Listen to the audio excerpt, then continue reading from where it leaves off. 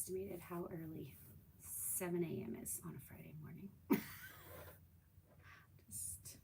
just saying. I underestimated that.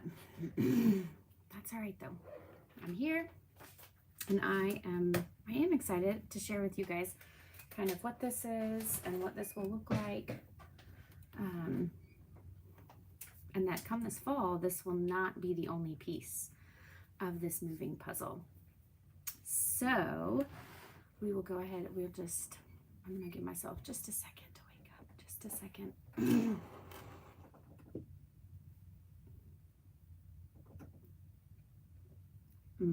Coffee. So good, right? So good, my friends. All right. So, if you followed me on Facebook last year, this month, my original account of 11, 12 years was banned because I posted a quote from the Nuremberg trials, and fact checkers apparently don't know what facts are, so they banned me for posting that.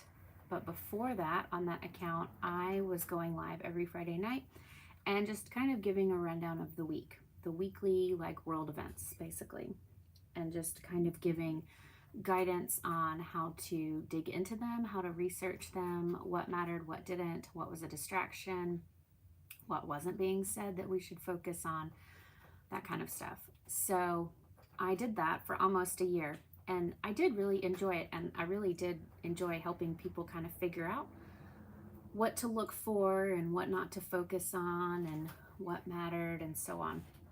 I haven't done it since because one, I don't know, it is a lot. It is very draining. And let me tell you, when you are sharing the truth of the world that is trying to be suppressed, y'all, the devil straight up comes for you, is all I'm saying. So I have not felt desirous to get back into doing videos like that, but I do think that some type of video to encourage and to also just give 3 or 4 main things that are going on for you to focus on are going to be helpful. So the whole point of Friday mornings is to encourage you. It is also to just drop seeds of community. I strongly believe that strong marriages, families that go back to doing things as a family, so family dinners and vacations and daily adventures, and just enjoying being with one another instead of falling prey to the busyness of the world, has the great potential to truly turn our country and our world around.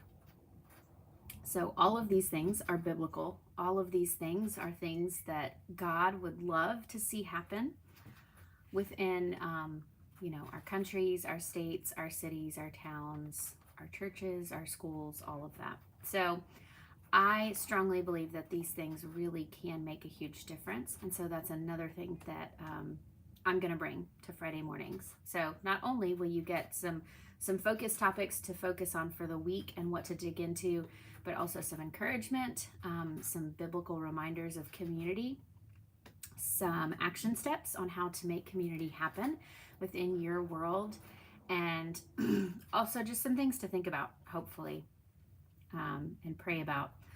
And so that is kind of the point of Friday mornings and the purpose of this. My goal is always to keep it less than 30 minutes, mainly because I realize that you just don't have more time for that. And who wants to sit here listening to somebody just ramble and babble on? After 30 minutes, if you haven't said what you're going to say, you're just rambling and you just want to hear yourself talk at this point, right?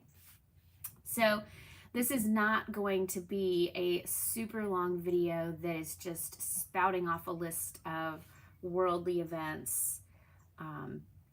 and kind of a little bit of background on them, like it was when I first started doing stuff like this on my Facebook. So it will still have some aspect of that, but that is not the main focus of it.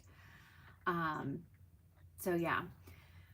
So the focus is community and encouragement, and what to focus on for the week, what to look to, what not to look to.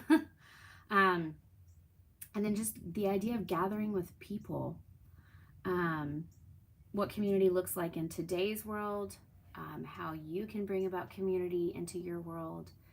And then I really, really just want to encourage you guys to go out and to be lights and to build community, and excited to encourage you guys to do that, because like I said, I really do think that strong marriages, family-oriented homes, and kids rooted in God's word are what's going to change this world. We have fallen prey to busyness on so many levels, and some folks wear it as a symbol of pride and honor, and I'm going to be real honest and tell you that it's not such.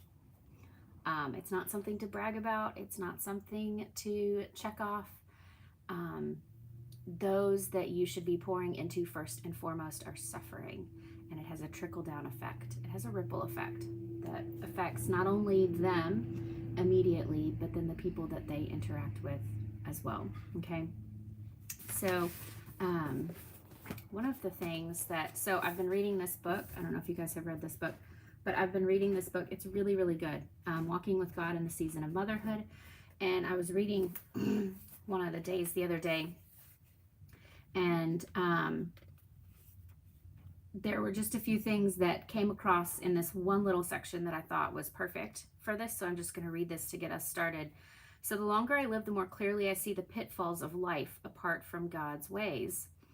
God, our Creator, provided a pathway to joyous freedom by giving us His law to follow. While the law is unable to save, it is able to direct us to God's will for our lives. Gods want those who follow Him to reflect His goodness to the watching world. Guess what your watching world is? Your home, your children, your spouse, your coworkers, but your immediate watching world is your home. Loving and raising your children today is a divine calling. Never doubt the value of your work. It is good. Your first line of attack in community, friends, is your home. It's your kids. So in the order of things of life, it's God, marriage, family.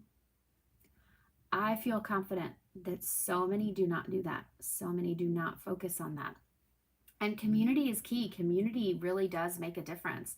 And it's why the past 2 years there's been a campaign to completely destroy community, the idea of community. Our culture the past 2 years has done a very good job of vilifying those that have community and that have strong community. And, in some ways it's worked. I mean, just look at 2020. The world shut down for no necessary reason, and everything closed, and nobody left their homes, and they became afraid of seeing people. And people are still afraid of seeing people. Well, the integral part of community is people. If you are afraid of people, you have no community.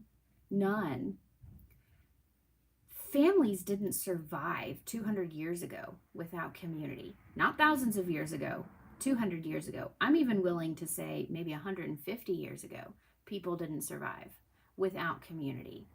And now they're trying to take the one thing that they know that can keep us strong and connected and growing together and confident and encouraged, and they're trying to destroy it. And they're doing a really good job of it because of busyness.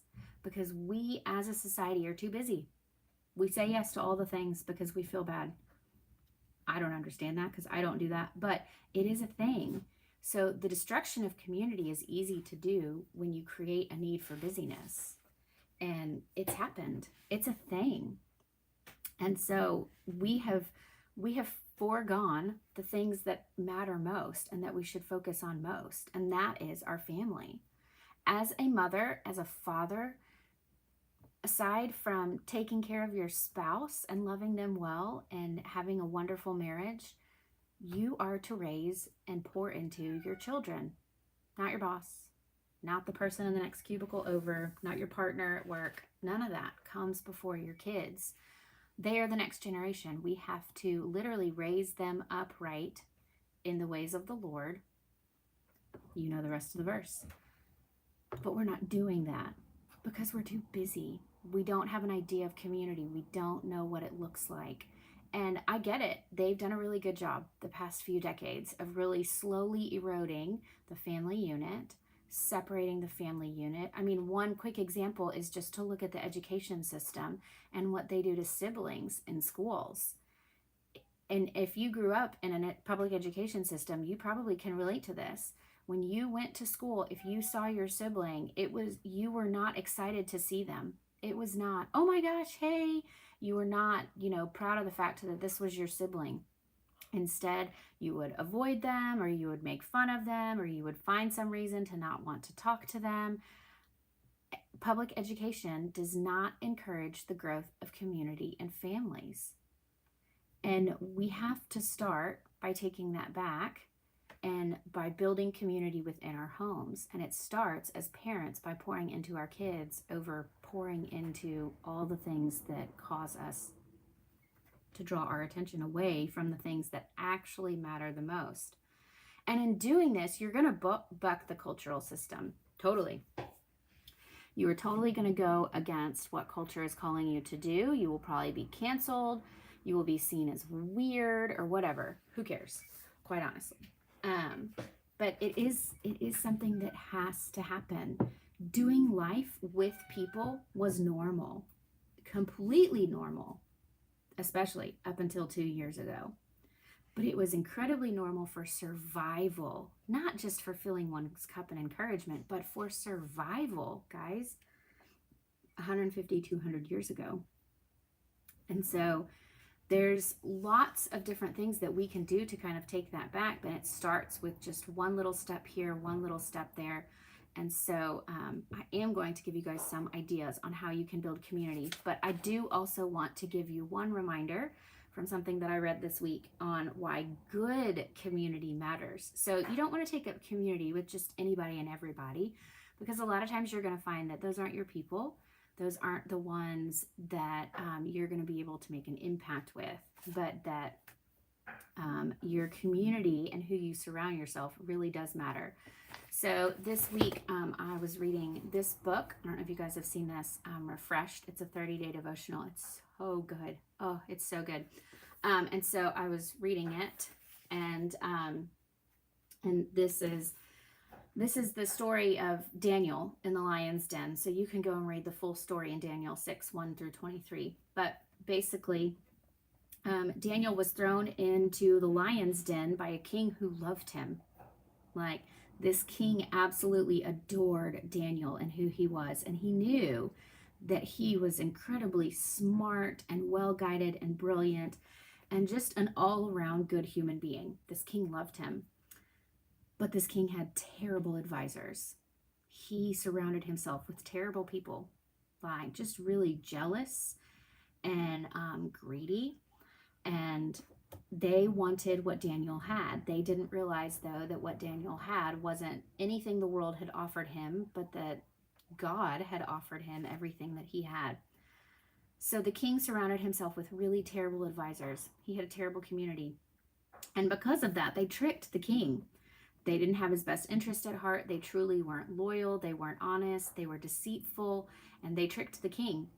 And the king fell for it, and then he had to follow through with it. And that's why Daniel ended up in the lion's den. And so as I'm reading this story, thinking about community,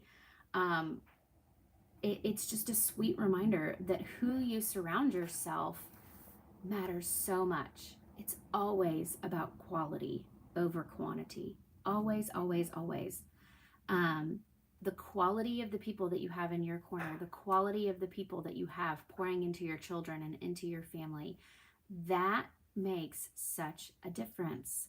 One example is moms, dads, you pouring Jesus into your children versus the education system pouring worldly ideologies like LGBTQ plus into your children.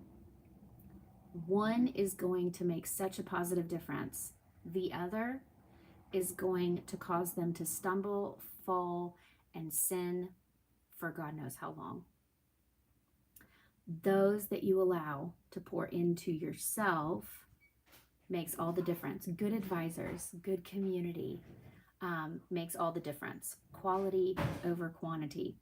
Not only does it build us up, but it also has the potential to completely destroy us through pride and sin and worldly views and ideologies. So I just thought that was a really sweet story. I'd never really kind of looked at that story from that way. So I do encourage you to go read Daniel 6, 1 through 23. It's a really sweet story. And this is a really great devotional. So,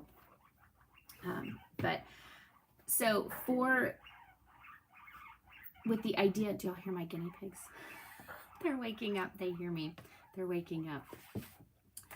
So to go back to the idea of how to create community, how to encourage you to create community, every week my goal will be to try and just give you one or two things that you can kind of do for that week to just go out and work on building community and maybe refine your community, and encourage you to be a light out in your community.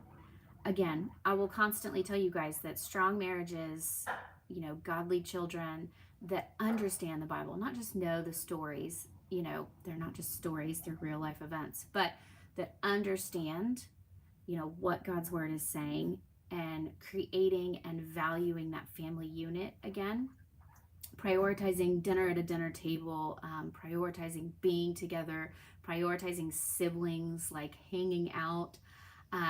This was all the norm. There wasn't an entire plethora of options for friends 200 years ago. It was, you have a sibling, go play with them. Those kinds of things are what we'll focus on as far as encouraging you to build those. So for this week, I do want to encourage you to go and just find two people that you can encourage, whether it be in a text message, a coffee date, a card that you mail, a phone call, whatever the case may be. Just starting small. If you aren't someone that's super encouraging to others, like you're not discouraging to them, but maybe it's not a gift that God's given you, starting small and just focusing on just pouring into one or two people can really kind of help you see the beauty of that. And then I also want you to kind of look around at your village. Like, who is your support system? Who is your community?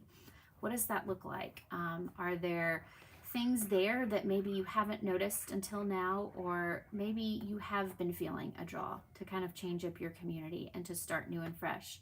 I will tell you this, that the pandemic hit, and our community before the pandemic included people that we no longer talk to.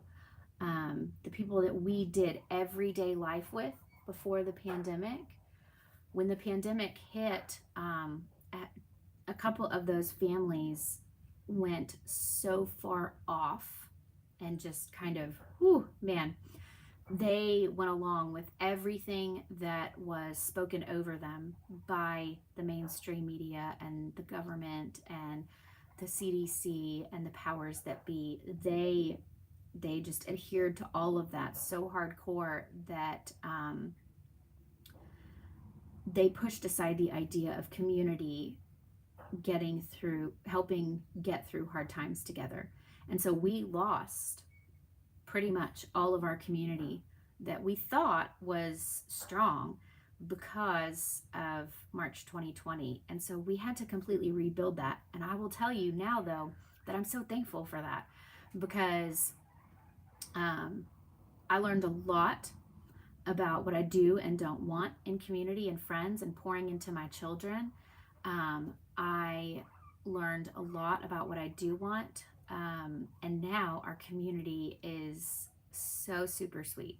It is one of my favorite parts of our everyday life. And I'm so thankful that my children have community like that. And so I want you to kind of evaluate your community and look at your community. What does it need? Um, what great parts are there about it? What do you want? What do you want for your kids?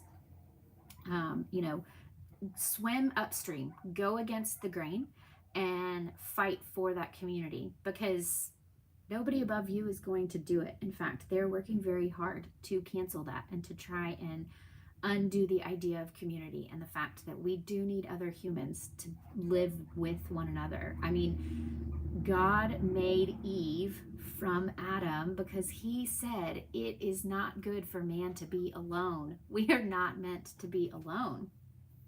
Okay. Another thing that you can do to kind of strengthen your immediate family of your home is an intentional date night with your spouse. If you do not have an intentional date night on the regular, I strongly suggest you sit down with your spouse and figure that out. Find a time that you can have an intentional date night, whether it's weekly, bi-weekly, monthly, something that you both agree upon that can strengthen your marriage. Okay. So 2 people to encourage this week. Evaluating your community and what that looks like, and then an intentional date night. That's kind of your homework, I guess, your things to work on. So what else? Okay. Before I get to, I have 4 kind of really big stories for you guys to kind of look for and focus on for this week. From this week, I'm sorry. But before that, the other thing that I wanted to share to build the idea of community, like within your own homes and with your kids, is to love on them in fun new ways and to appeal to their love languages. If you've never read the 5 love languages for kids, I strongly suggest you do. It's super helpful to figure out where your kids land and what loves them well, because that's the whole point. But one way to do that is to you can love them by pouring God's word into them. And so this is one way that you can do that. And so these books are really great. I love them for just all the things. Great for Happy Mail, but it's 100 tear out sheets, and these are geared towards kids. And so it's got God's word and encouragement and inspiration, and then there's a spot on the back for you to write a note, but you can tear them out. Put them in cars of your older kiddos that are driving. Put them in backpacks and sports bags and dance bags, and tape them on mirrors and put them on pillows. Stick them as a bookmark in a book as they're reading. You can even give them to your kids' teachers for the teachers to pass them out. But this is one way that you can grow and strengthen your own like family unit community, is just by loving on them in unique and individual ways. So that was another thing with your kiddos, is to figure out what loves them well so that you can build that with them. So before we go, there are 4 things that I do want you guys to kind of, just have in the back of your head from this week. So the first one is that Boris Johnson resigned, and these are all bigger parts of like the community as a whole. So what's going on in the world, not all of it's real. I'm just going to go ahead and tell you that. Not all of it's real. A lot of it is, yeah. There are tons and tons of false flags out there, things that we're being told are happening that aren't, things that are being done to push an agenda. I think we can probably all see what the main agenda is on one side and what new events have been cropping up since, the last inauguration that didn't happen with the previous administration. It's all part of an agenda, right? But a lot of what we're seeing just it's not real. But some of the things that are, I think, are great precursors as to what could potentially be coming. So Boris Johnson resigned. He was Prime Minister of the UK, and he was a member of the Conservative Party. The Conservative Party had the majority in Parliament, has the majority in Parliament in the UK. His own party put such pressure on him to resign, along with the people of the UK, that he resigned. So he is a good little puppet for, whatever you want to call the people at the top. He's a good little puppet to do their bidding, but he got caught doing some things during the pandemic that he should not have been doing. And the people and their own government, he controlled the majority with his party, which is just amazing to me. And it's encouraging, right? Like, it's encouraging to think, okay, the community of people banding together that want better things for their community really can have an effect on those that are essentially leading the community, or at least wanting to. So I think him resigning is a good sign of things to come. It's a good reminder of what can be done if we all work together, right? The second one is, I don't know if you follow Operation Underground. It's Our Rescue, OUR, and I haven't had enough coffee to remember what it stands for, but you can go find it. Tim Ballard is the one that started it. He rescues children in trafficked situations all over the world. And he posted a picture the other day of Mel Gibson. If you know anything about Mel Gibson, there is a reason that he is not a favorite of Hollywood. In a helicopter with an Our Rescue hat on, and Tim Ballard posted it and just said, huge announcement coming soon. So I think that's really encouraging for, the destruction of the trafficking industry and what it does and how it destroys the community and all of the things that go along with it. So, the trafficking industry is 100% focused on feeding one's flesh. So, in so many different areas, right? Lots of things can be trafficked. Lots of people can be trafficked. So, that is something to watch, I think. So, I would go find Tim Ballard on Facebook and Instagram, or you can find Our Rescue, OUR Rescue. I don't think Mel Gibson is on social media at all. He's kind of secretive and not liked by Hollywood because he does not go along with the agenda, my friends. He does not. The other kind of fun thing to just kind of know is that the two big movies for the summer are the ones that have no propaganda or agenda in them. Top Gun Maverick and Minions. Minions has made more in 3 days than Buzz Lightyear has made in 3 weeks. So that is encouraging. That is the community standing together and saying, you know what? I'm not spending my hard-earned money. And at this point, it is hard-earned, my friends, right? I am not spending my hard-earned money on things that do not have my family and I's best interest at heart. And so I think that is awesome. So if we just continue to do that, we will send messages, we will be seen and heard, and things will change. The other thing to focus on is our border. The UN declared our border the most unsafe place on the planet. That was yesterday. But we are repeatedly told that we are a racist, oppressive, unopportunistic country for minorities, but yet minorities are flooding our borders.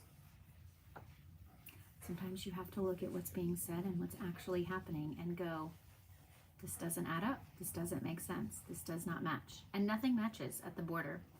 So these people are wanting to come to America for a better opportunity. They are also coming because they're being paid. They are being guaranteed of lots of goodness, and they are guaranteed votes for a particular party.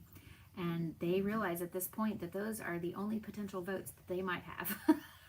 They are even losing the minorities that supported them at once, that are American citizens. So there's that. Our border has been declared the most unsafe place by the UN. In the world, friends, in the world. So this means that it is more unsafe than Ukraine, where there is supposedly a war going on. It is more unsafe than, the Middle East, our border. The most unsafe place in the world. Lastly, because I get asked about it all the time, prices now and prices later. So I have no idea what will officially happen with prices. Obviously, I don't have a magic 8-ball. But prices will go up. Gas will go up. I definitely think that we will see $5 gallon gas in places that haven't yet seen $5 gallon gas.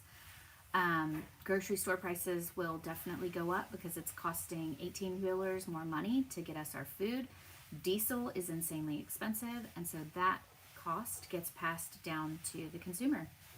So 18-wheelers, hopefully you guys have learned by now with all these convoys how important they are, these drivers and what they do. They bring us our food. Without them, food in grocery stores would not be a thing. So we get to pay that cost, and so prices are going to get more expensive. The midterms are coming in November. I think they're going to be incredibly dangerous. So plan your holidays accordingly. Stay out of cities. Do not go into cities. But at this point, the midterms are coming, and they realize that. They also realize that they have probably lost everything for good, so they're going to give it all they can. They are just going to go balls to the wall, so to speak. So yes, prices are going to go up. So as you shop, grab extras of non-perishables, canned goods, rice, beans, flour to make bread. You literally can live off of homemade bread and water alone. Like literally. You literally can. Not only does that mean Jesus, but you literally can live off of bread and water alone. So as you shop, each time you go to the grocery store, just buy one extra thing of a non-perishable. If you have room in a freezer, add some extra meat to that. You don't have to go all out right now and buy hundreds of dollars of extras. Just buy a little bit every time you shop and just slowly stock up. Hopefully you've been stocking up for the past 2 years. There have been thousands of people that have been encouraging that, me being one of them.